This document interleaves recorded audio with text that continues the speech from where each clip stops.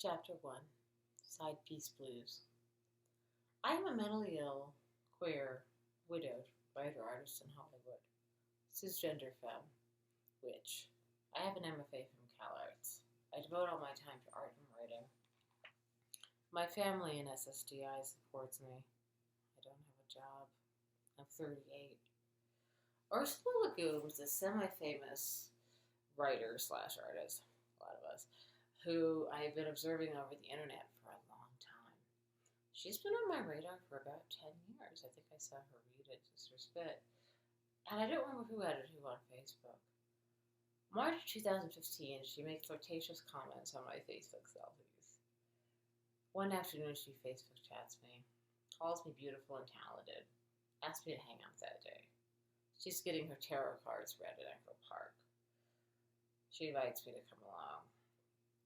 I meet Ursula in a small shop called Other Wilds. It is raining. While she gets her cards read, I walk to a coffee shop nearby. The rain soaks me to the bone. I come back with coffee and drink it. Ursula and I talk rapidly about literary gossip. We bond instantly. She knows a lot of the same people I do. I get my tarot cards read. The reading is auspicious. The woman doesn't seem to charge. I invite Ursula and her friend over to my apartment to watch the Oscars. Her friend watches it while Ursula and I talk about ghosts, witches, aliens, and schizophrenia. Schizophrenia is part of my diagnosis. I have schizoaffective disorder, co-occurring bipolar disorder, and schizophrenia. I hear voices, see things that aren't there, have periodic delusions. Ursula, in a long time. It was nice having someone to talk to in my apartment. I am so often alone. I live alone. My boyfriend of 2 years, Bobby, and I broke up in December 2014. Ursula texts me the next day. We begin to text. She flirts. I ask her, "Are you married?" She says yes, but they have a unique marriage. I take this to mean she might be poly and realize we might be able to date. I'm excited. She comes over one evening, and we sit, listen to Lana Del Rey, get stoned, laugh together. She leaves. I say after her, "Text me," in a voice strangled with longing. She comes over, all long hair and tattoos. I want to bury my face in her hair. I want to smell her hair. She smells like plums and jelly beans. She eats a turkey sandwich in the gastropub, and I eat a Reuben. She flirts with the waiter, gets him to take off his shirt to reveal bee tattoos. On the walk back, she touches me softly on the waist and arm. It is early March, spring.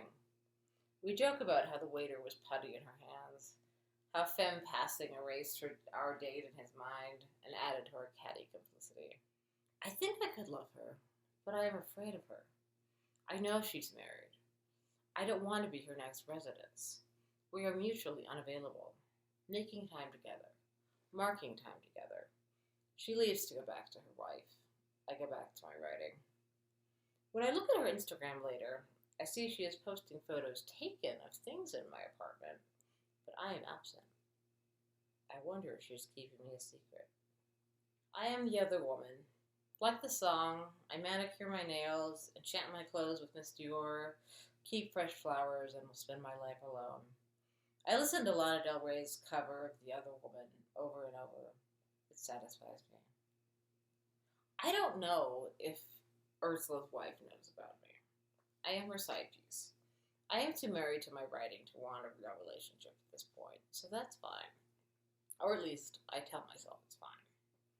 She frolics in my bed like a Suicide Girls shoot, and we joke over how many men would love to be there, but not. Most often, I am in my bed alone, and she is not. I prefer it that way. Mutually unavailable, making time in brief afternoon delights. I go back to my writing, which I love more than breath. As the years go by, the other woman will spend her life alone. She texts me first thing in the morning.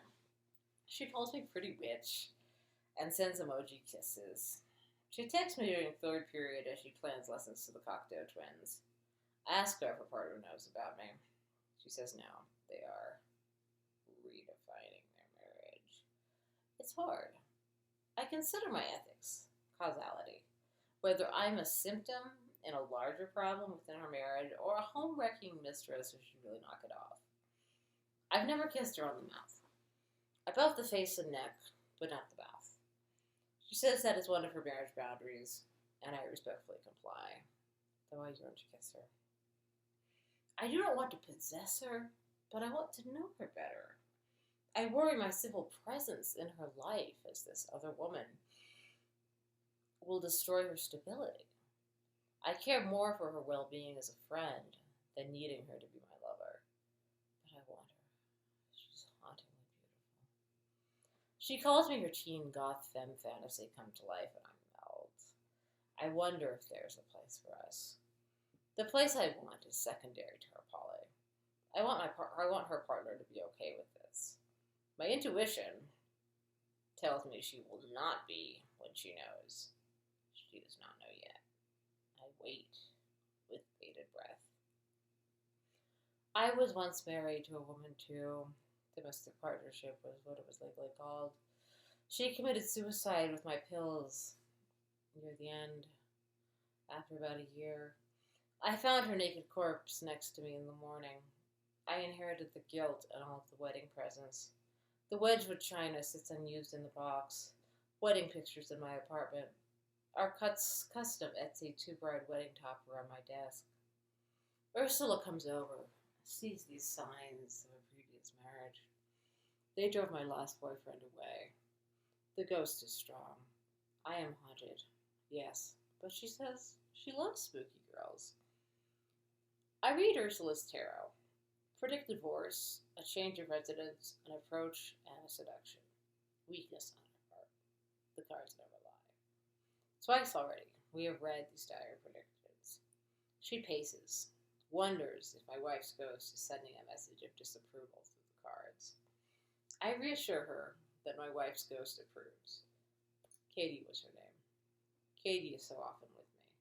Katie's ghost likes Ursula, I think. But does Ursula like Ursula? She's content in her powers, her beauty, her intelligence, but her marriage is troubled. I am a symptom. I want only to burrow my face in her hair to see all her tattoos splayed out on my flowered-down bedspread, to slide coconut oil over her body and move together thigh to thigh to orgasm. I sit at my new MacBook Pro for days in and out. I type. Laborious transcription for a new novel that I fear may be embarrassingly commercial. Boy, was I wrong. I smoke weed. I await her texts. I await her next visit. I brush my hair. I wonder if I'm a bad person. I wonder if I will ruin her life. I allow her to pursue me. I answer her texts quickly, as wittily as I can. I ask about the hip teen lingo of her students, her chapbook on Gertrude Stein, her marriage. I listen to her. We are on each other's level. I feel like she gets me. I wonder how long this will go on. She texts me through the day from her teaching job in a high school nearby. I sleep. I do not answer. By the time I've texted her that night, she is asleep. I'm used to having different sleep schedules than my lovers, being mostly nocturnal. My sleep schedules are regular, eclectic, due to the bipolar circadian rhythm.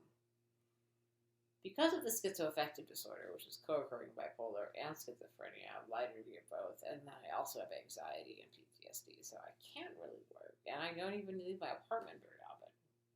I live alone, and I am alone. I enjoy the privacy to be as crazy as I need to be. Sometimes, Ursula texts me in the morning when I've been up all night and we chat. She wakes up early. She texts me when she goes to sleep. She texts me when she wakes up. I text back. We never talk on the phone. I don't know if she's told her partner yet. I put it out of my mind. Perhaps she is waiting until an appropriate time, or until we hang out more, or until we have sex.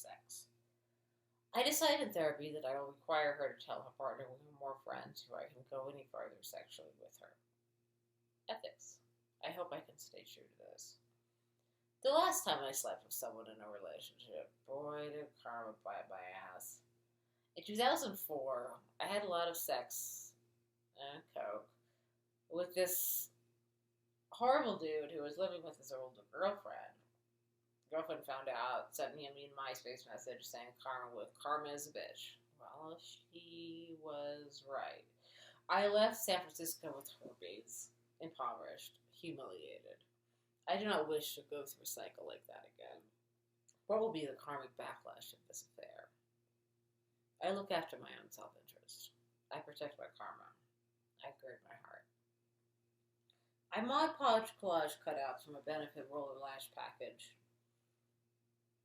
On her breast, a diamond shape reading, "New, and especially for you." On her torso, available March 6th, 2015. Above her head, what a pretty curl. I consider Mod Podging in text from this novel about her.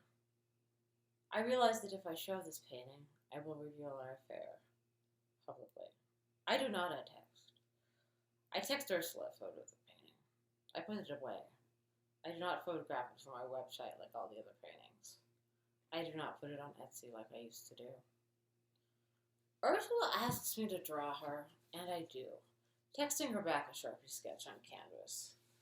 That night, I fill it in with paint. She is impressed. She says being painted brings her closer to her Abuelita. She was a painter, as was mine. My abuela gave me her oil paints, and I still use them. Ursula texts me from a night out in a Mexican bar trying to get a soldier laid. I respond that I'm sitting naked and stoned on my couch watching a documentary on the Black Plague. She thinks that's hot. I guess it's metal, right? I meet with my dead wife's mentor and thesis partner. We made plans to publish and promote my dead wife's last book, a remaining manuscript. I come home and put back on my wedding ring. I realize that Ursula and I are both married women. Omar comes over the next day to watch RuPaul's Drag Race with me.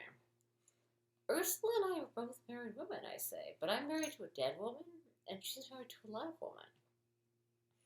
Ursula texts me that her cards read to bury the past. I wonder if she means leaving her wife. I cremated my wife. Her ghost is all around me. She will not stay buried. I come home from the meeting and finish my wedding album. The ring Ursula gave me disappeared. The fairies, or Katie's ghost, took it from my bedside table. I replace it with my wedding ring from Katie. I page through our wedding album. The sanctity of marriage. I do not wish to set it asunder. But then my ex-boyfriend calls. Bobby calls and wants to talk about getting back together. He says he thinks of me daily, all the time. Finds it hard to breathe. He says he is willing to agree to my terms. I have drawn up a few. I tell him, yeah, I'm open to this. He says he'll call back later in the week. I consider the fallout. I do not tell Ursula this. Bobby had ventured before me twice before, only to turn away. Not call. Ice me out once again. I let his limp dick of Match.com self-loathing miss me. I rub my hands together, cackling like an evil queen. We are playing a spider silk tightrope chess game. The slightest wobble,